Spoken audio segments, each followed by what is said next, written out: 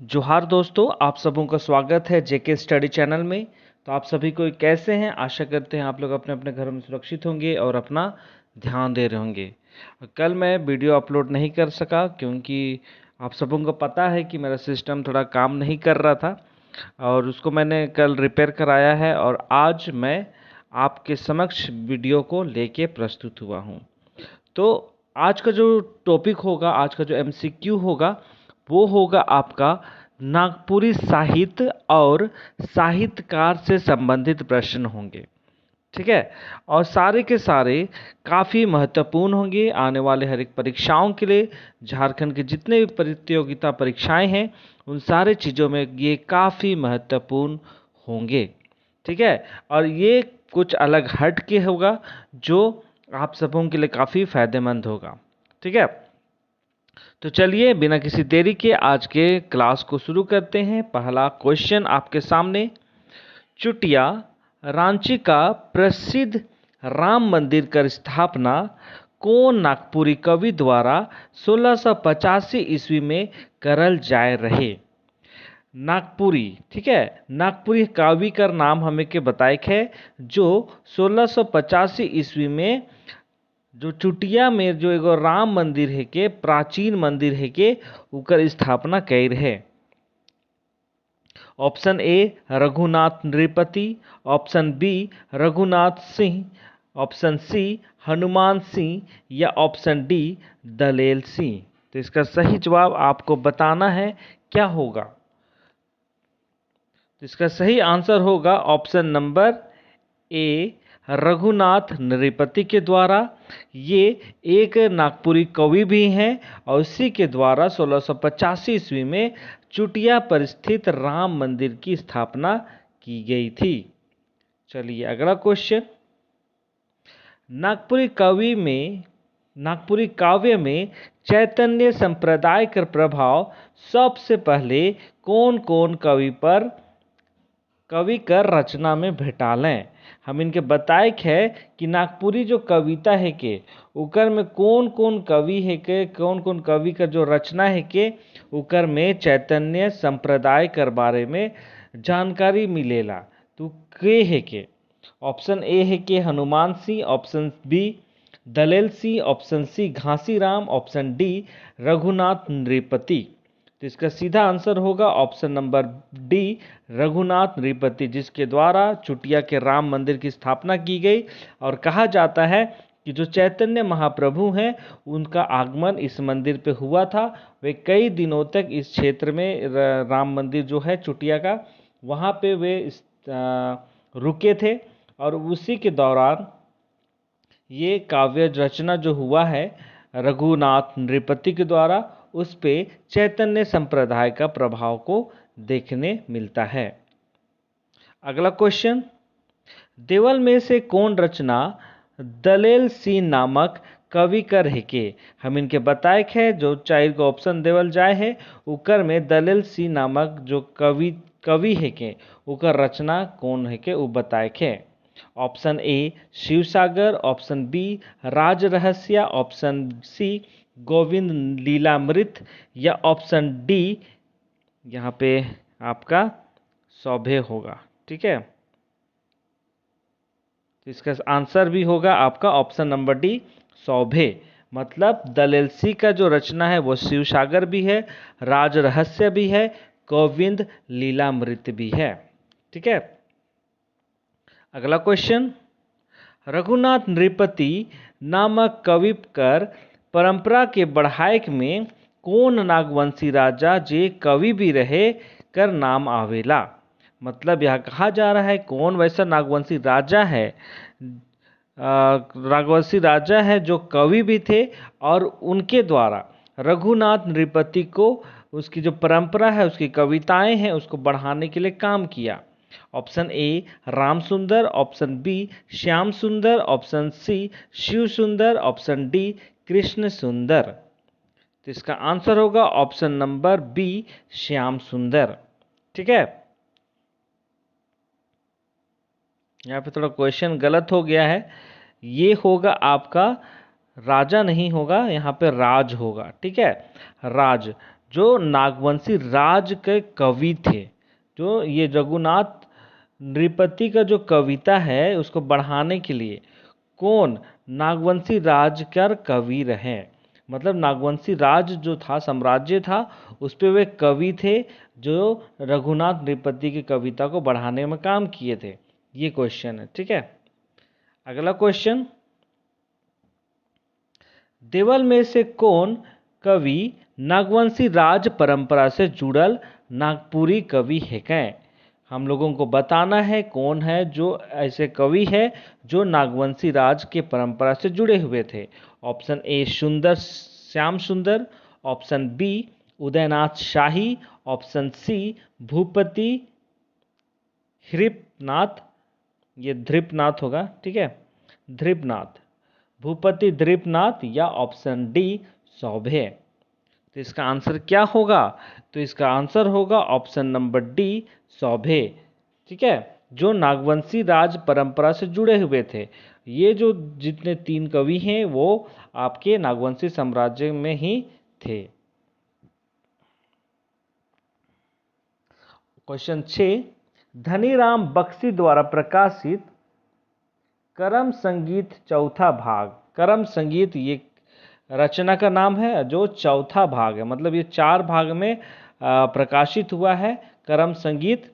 तो इसमें आपको बताना है कि कौन नागवंशी राजा कर गीत संकलन है। मतलब ये जो करम संगीत जो पुस्तक है उस पे कौन नागवंशी राजा का गीत को प्रकाशित किया गया है, संकलित किया गया है।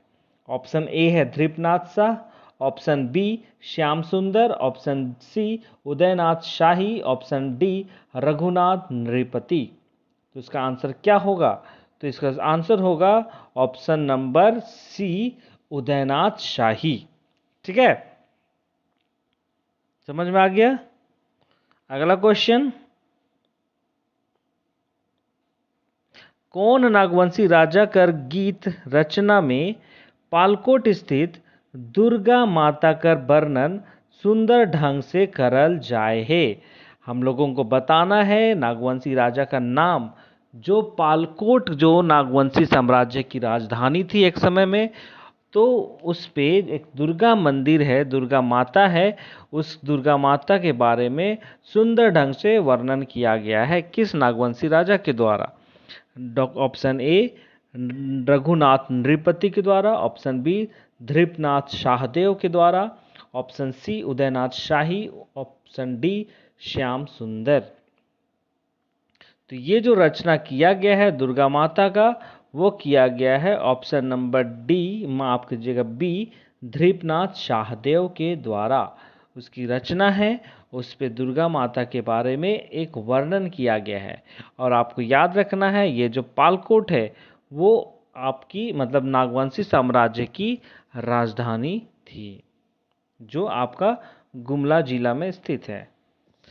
क्वेश्चन नंबर 8, नागपुरी भाषा के साथ साथ कुरमाली भाषा पर प्रभावशाली गीत लिखे वाला कौन कवि कर नाम बरेंदा जो रांची में स्थित है निवासी कर नाम से 1800 ईस्वी कर आसपास चर्चित रहे।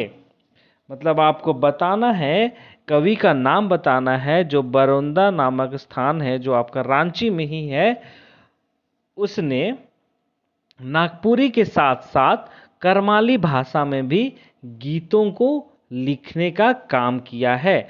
तो उस कवि का नाम आपको बताना है।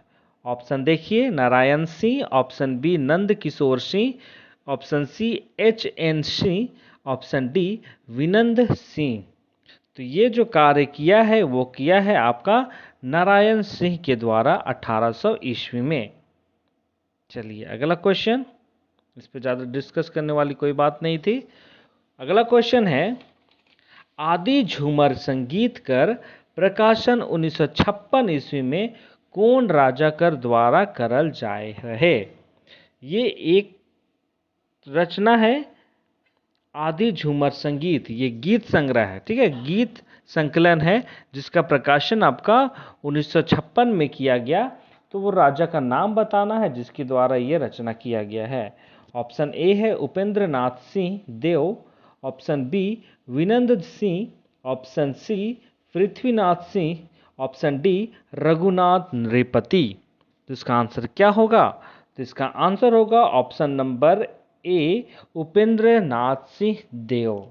ठीक है, उसके द्वारा ये रचना किया गया है आदि झूमर संगीत, जिसकी रचना आपका 1956 ईस्वी में किया गया था। चलिए अगला क्वेश्चन।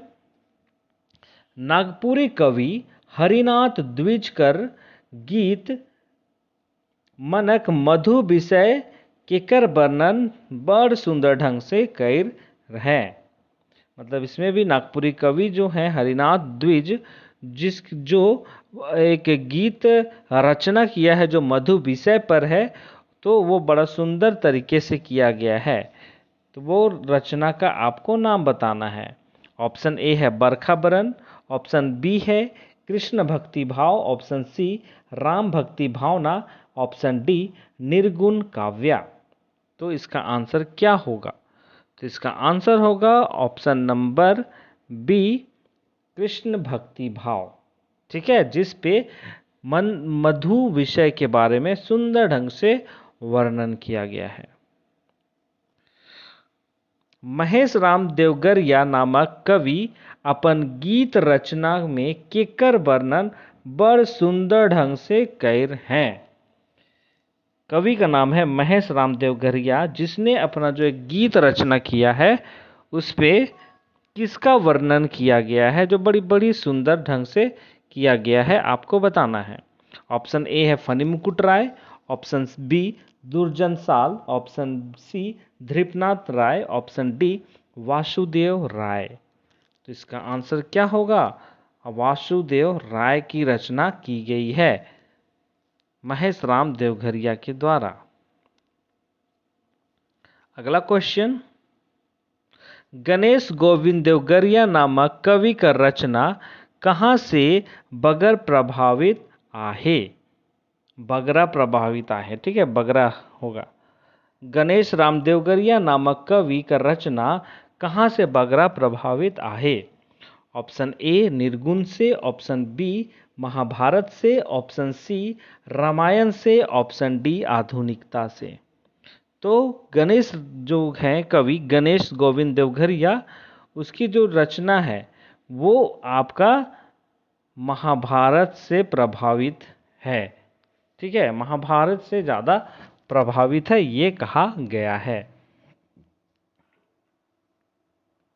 अगला क्वेश्चन ये और आज का आखिरी क्वेश्चन होगा। भूपति गोविंद नाथ, ठीक है, ये आपका रचनाकार का नाम है, कवि का नाम है, नामक नागपुरी कवि नागवंशी राज परंपरा कर कौन स्थान में आवत रहे। मतलब ये क्वेश्चन पूछ रहा है कि भूपति गोविंद नाथ जो कवि हैं वो नागपुरी कवि तो हैं, पर नागवंशी साम्राज्य में, नागवंशी राज्य में उसका कौन सा स्थान है वो आपको बताना है। कोई ऑप्शन नंबर ए 54वां स्थान है, ऑप्शन बी 55वां स्थान है, ऑप्शन सी 58 स्थान है, या ऑप्शन डी 59वां स्थान है। तो इसका आंसर होगा ऑप्शन नंबर डी 59वां स्थान रखता है आपका भूपति गोविंद नाथ। ठीक है, तो ये आज का पहला भाग था और मैं इसका अगला भाग कल आपके समक्ष लेके आऊँगा, जो है आपका साहित्य एवं साहित्यकार से संबंधित है। ये आप लोग जरूर देखिए, ये आज का एकदम कुछ अलग ढंग से था जो काफ़ी महत्वपूर्ण है।